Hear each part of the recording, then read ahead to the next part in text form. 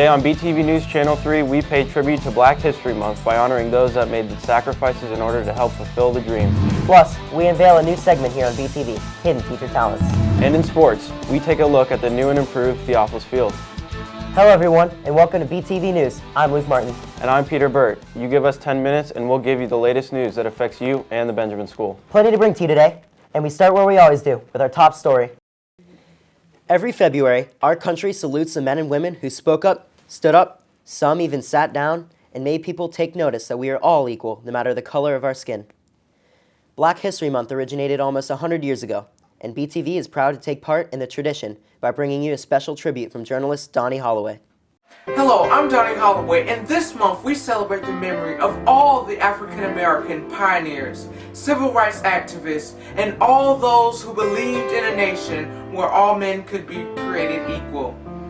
An individual has not started living until he can rise above the narrow confinements of his individualistic concerns to the broader concerns of all humanity. Those are the famous words of Dr. Martin Luther King Jr., a true drum major for justice, and today we celebrate his memory along with so many others that have created a rich Black history filled with a plethora of marvelous ingenuity, innovation, progression, and influence. Take a seat back as we journey through a rich past filled with servitude, exertion, service, blood, sweat, and tears through the years. Thank you for watching, and I hope you enjoy Forever Living the Dream. 50 years ago, a great American sang and proclaimed, we know the emancipation that brought a beacon light of hope. Many of slaves who had been seed called Negroes. The flame of injustice, and now 100 years have passed. And now today we must face a true and tragic fact.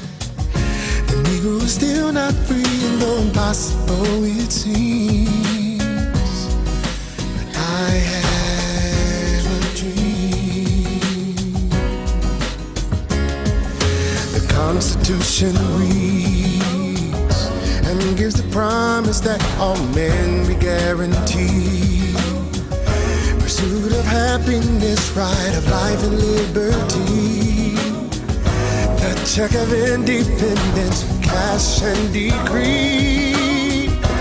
But it is obvious America's at fault, for on his promises gave citizens of all.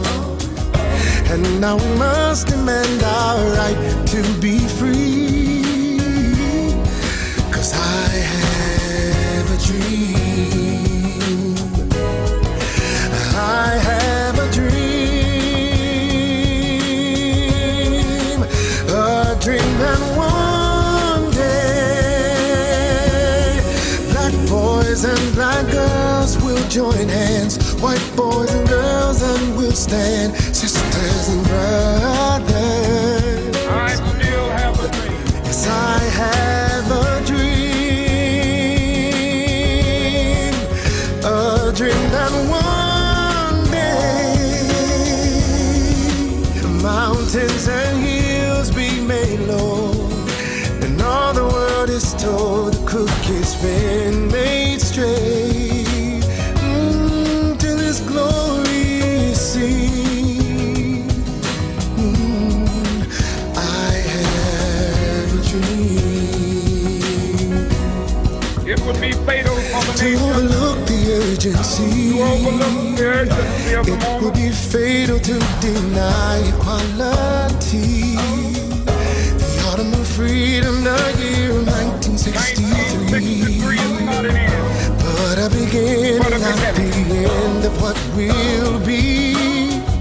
But there is something I must say to my people who stand on the threshold into the palace where we go.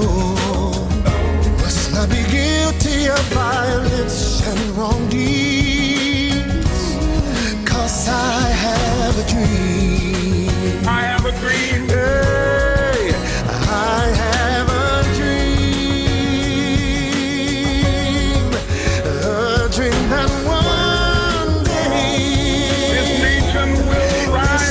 nation will rise Live out up the and true see meaning of its creed. the truth of its creed, and equal all men will be. They say I have a dream that one day, with a new meaning we will sing. My country gives up the sweet land of liberty. Ooh, freedom will ring,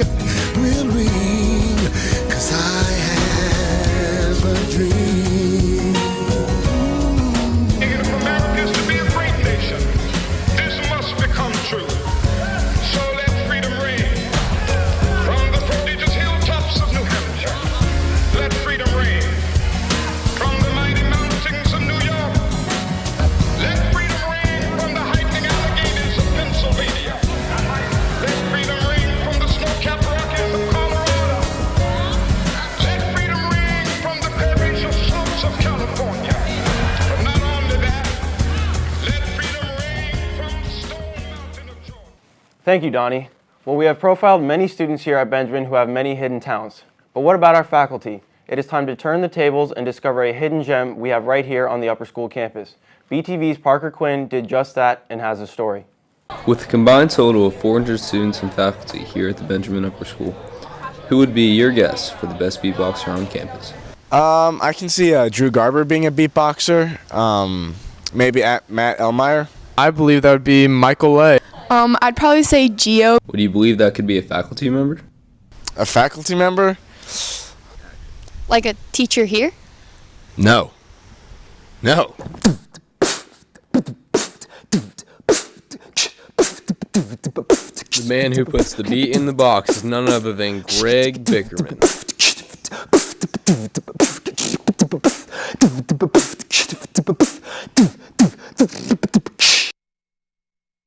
I started beatboxing in college. I was in a college a cappella group, and our beatboxer left my second year there. So about 5 of us all tried to pick up the slack. We all learned to beatbox. We do things every couple weeks or so. There'd be a couple scheduled things, a couple impromptu ones. We'd do performances out in front of the meal hall from time to time. I'd beatbox on the car, I'd beatbox in the car on the ride to school. You know, a song comes on and you say, oh, that's a cool song, I can beatbox to that. Anybody can beatbox. It's just a question of how much and what you can do with it. This is Parker Quinn, reporting from BTV News Channel 3, telling you guys to leave it to the professionals. Thanks, Parker. Who knew? It is time to take a short break, but plenty more ahead when BTV continues. With the new Theophilus Field complete, we will reflect on the older version and hear some of its greatest moments. BTV Sports is next.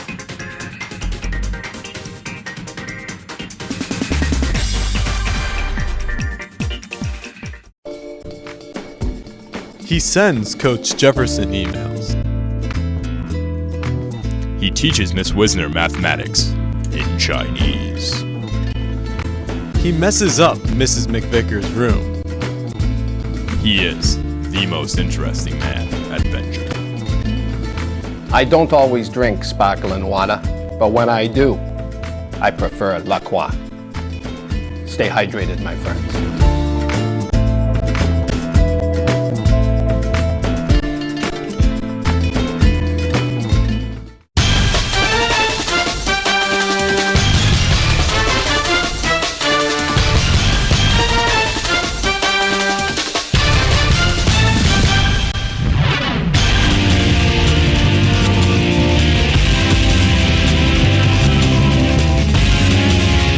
Hello everyone, and welcome to BTV Sports. I'm Jared Shapiro, bringing you the latest in Buccaneer athletics.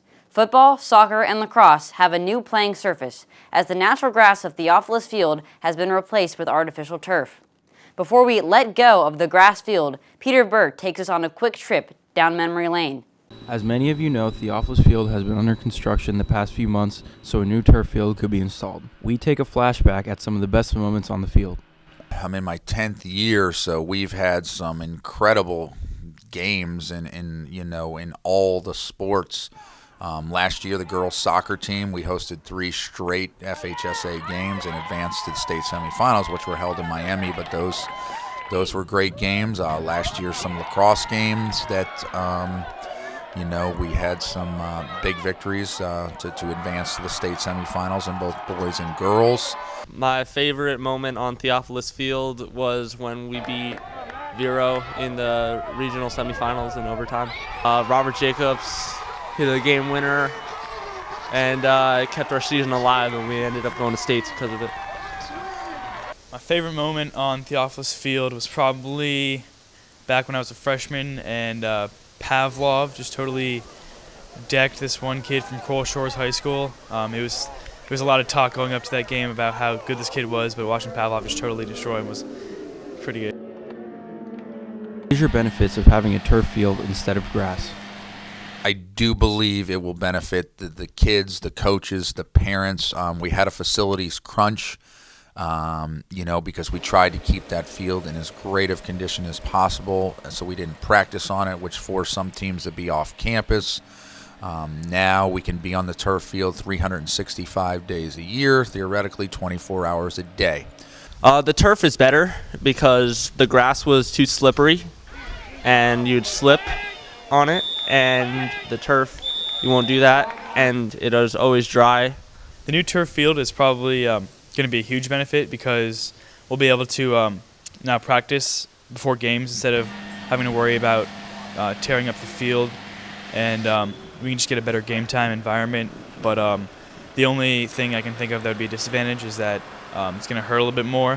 When you get tackled, you get like turf burns and stuff on your arms, so you might have to wear long sleeves next year, but other than that, it's pretty good.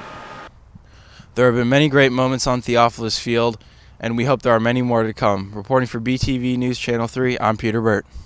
Thanks, Peter. And the new field will get its first test on Tuesday when the Buccaneer girls lacrosse team opens up their season at 6 o'clock. They will face St. Edwards, so come out, see the new field, and cheer on Our Lady Bucks.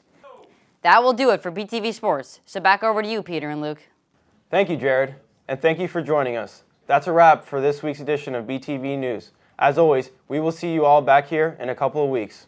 For Peter Burt, Jared Shapiro, News Director Garrett Donaldson, and our entire BTV News team, I'm Luke Martin. See you soon, Benjamin.